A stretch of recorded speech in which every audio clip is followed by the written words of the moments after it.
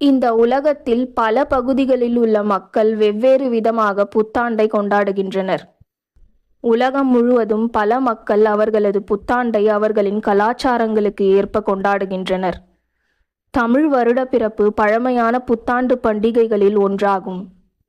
இது பலகாலமாக கலாச்சார முறைப்படி கொண்டாடப்படுகிறது. வருடா வருடம் தமிழ் மாதம் சித்திரை முதல் நாளன்று தமிழ் புத்தாண்டு கொண்டாடப்படுகிறது. அதாவது தமிழ் பாரம்பரியம் படி தமிழ் மாதம் சித்திரை பிறக்கும் பொழுது தமிழ் புத்தாண்டு தொடங்குகிறது. தமிழ் புத்தாண்டு பண்டைய தமிழ் சூரிய நாட்காட்டிகளிலும் பல நூற்றாண்டுகள் பழமையான சங்க இலக்கியத்திலும் வேர் ஊன்றியுள்ளது. பொதுவாக 3 வகையான நாட்காட்டிகள் உள்ளன. அவை சூரிய நாட்காட்டிகள், சந்திர நாட்காட்டிகள் மற்றும் சந்திர சூரிய நாட்காட்டிகள் ஆகும். தமிழ் புத்தாண்டு என்றும் அழைக்கப்படும் தமிழ் வருடப்பிறப்பு சூரிய நாட்காட்டிகளை வைத்து கணிக்கப்படுகிறது. சூரிய சுழற்சியானது குறிப்பாக மேஷ சங்கராந்தி இந்த தமிழ் வருடப்பிறப்பின் தேதியை குறிக்கிறது.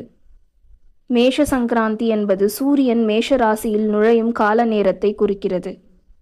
அறிவியலின்படி பூமி சூரியனை சுற்றி வருவதற்கு 365 நாட்கள் 5 மணி நேரம் 48 நிமிடங்கள் மற்றும் 46 நொடிகளை எடுத்துக்கொள்ளும். இதை பொறுத்து தமிழ் மாதங்கள் கணக்கிடப்படுகின்றன. தமிழகத்தில் பல மக்கள் தமிழ் புத்தாண்டை கனி காண்பதலுடன் தொடங்குகின்றனர். பலருக்கும் தெரியும், கனி காண்பது என்பது காலையில் எழும்பொழுது கனிகளை, அதாவது பழங்களை காண்பது ஆகும்.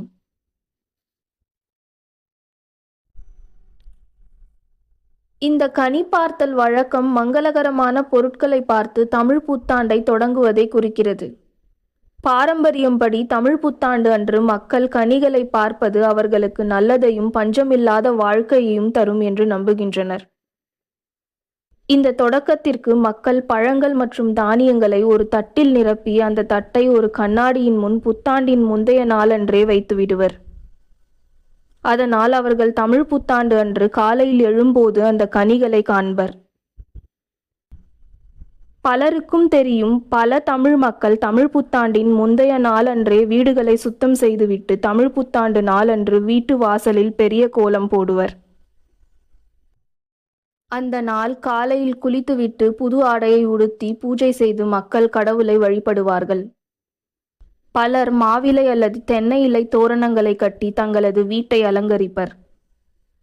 பலருக்கும் தெரிந்த ஒன்று, தமிழ் புத்தாண்டு அன்று முக்கியமாக செய்யப்படுவது மாங்காய் பச்சடிதான்.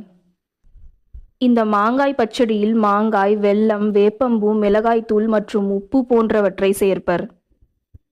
இதற்கு காரணம், இந்த பச்சடியில் உள்ள சுவையைப் போல வாழ்க்கையிலும் அனைத்து சுவைகளும் இருக்க வேண்டும் என்பதாகும்.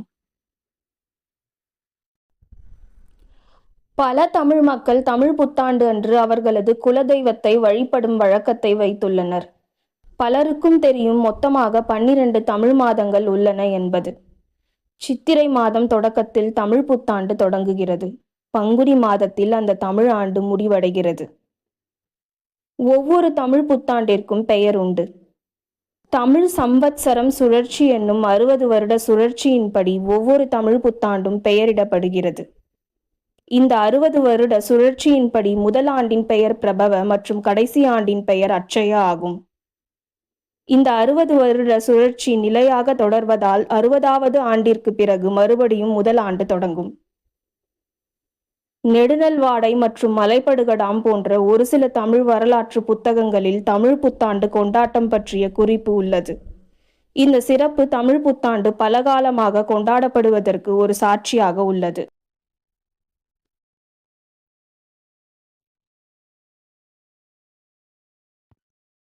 தமிழ் புத்தாண்டு அன்று சில குடும்பங்கள் மற்ற உணவு வகைகளுடன் சர்க்கரை பொங்கலையும் சமைப்பார்கள்.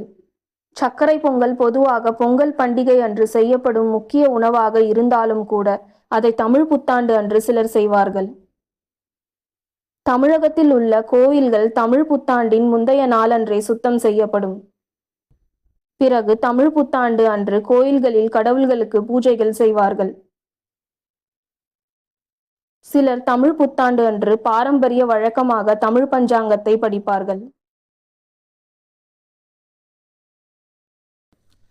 சில தமிழ் சங்கங்கள் தமிழ் புத்தாண்டை முன்னிட்டு கலாச்சார நிகழ்ச்சிகள், சிறப்பு தொகுப்புகள் மற்றும் பாரம்பரிய விளையாட்டுகள் போன்ற பல நிகழ்ச்சிகளை நடத்துகின்றன.